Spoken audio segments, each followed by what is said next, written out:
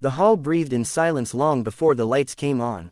It was the kind of silence that didn't feel empty, but expectant, like a held breath before something unknown.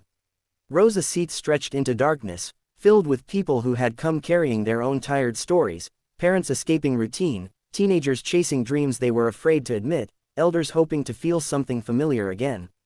On stage, the microphone stood alone, upright and patient, reflecting a faint blue glow. It had heard thousands of voices before, confident voices, trained voices, loud voices, but it had also heard voices that trembled, voices that broke, voices that carried more truth than perfection. Tonight, it was waiting again. Behind the curtain, a boy stood still, not frozen by fear, but weighed down by memory. His name didn't matter yet. Names mattered later, after applause, after headlines. Right now, he was just a boy with a voice he had hidden for years. His clothes were simple, carefully chosen to look neat but not flashy. He had borrowed courage the way some people borrow books, hoping to return it later when it was no longer needed. His hands were cold. He pressed them together, feeling his heartbeat thud like a drum that refused to slow. He had grown up in a house where silence often spoke louder than words. A small place, thin walls, and thinner hopes. His father had worked long hours, coming home tired enough to forget how to smile.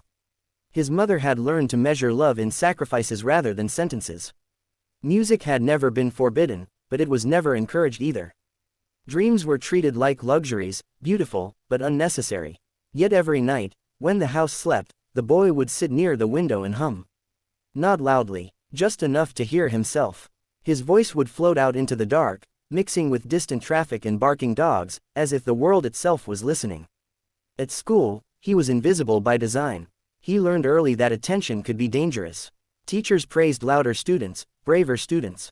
Bullies noticed weakness like sharks sensed blood.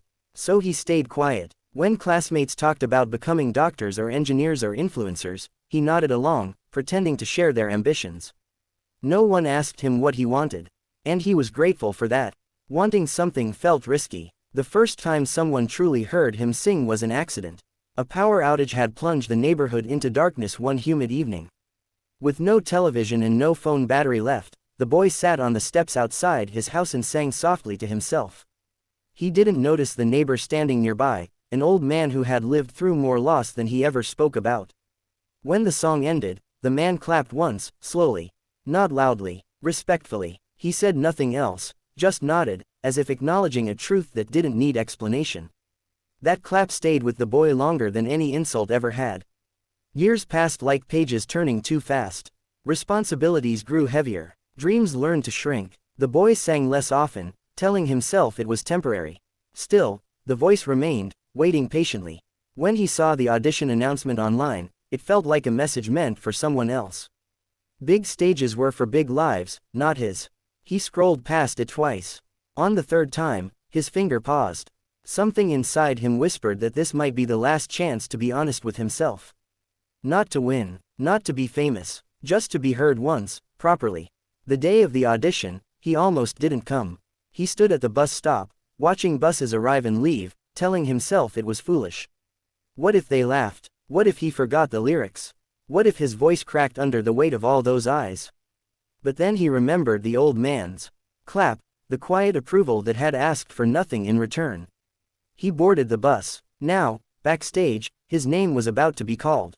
He didn't rehearse. He didn't pray for victory. He simply closed his eyes and reminded himself why he was there. When the curtain opened, the light struck his face like a wave. For a moment, he couldn't see the audience. Just blurred shapes and shadows. He walked to the microphone, each step steady despite the storm inside him. One of the judges leaned forward, scanning him with practiced curiosity. "Why are you here?" the judge asked, not unkindly, but with the weariness of someone who had asked the same question hundreds of times. The boy swallowed. "I don't want to be famous," he said, his voice barely louder than the room.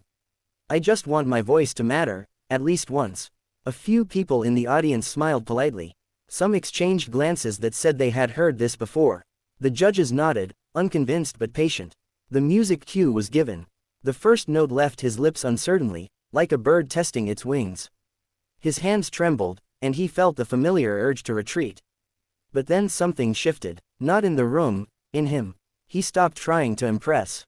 He stopped imagining judgment. He sang the way he had always sung at the window, to the night, to no one and everyone at once. His voice was not loud, but it was honest. It carried the weight of unslept nights and unspoken words. Each line felt lived in, worn gently by time. As the melody unfolded, the room changed. People leaned forward without realizing it. A woman in the third row wiped her eyes, surprised by the tears she hadn't planned to shed. One judge's confident posture softened. Another forgot to take notes. The song told a simple story, of waiting, of hoping quietly, of loving things that never loved you back. There were no dramatic runs, no unnecessary flourishes. Just truth, delivered note by note. When his voice cracked near the end, he didn't stop. He let it break. The imperfection made it human. When the final note faded, there was silence again. But this silence was different. It was full, heavy, sacred. For a heartbeat, no one moved. Then the applause began, not explosive at first, but growing, rising like a tide that refused to be held back. People stood. Some clapped with smiles, others with tears. The boy stood still, stunned, as if the sound might disappear if he moved too quickly. The judges rose to their feet. One of them cleared their throat before speaking, eyes shining. "You didn't just sing," they said. "You reminded us why music exists." The boy nodded, unable to speak. He didn't need to. His voice had already said everything. The clip of his performance was uploaded later that night.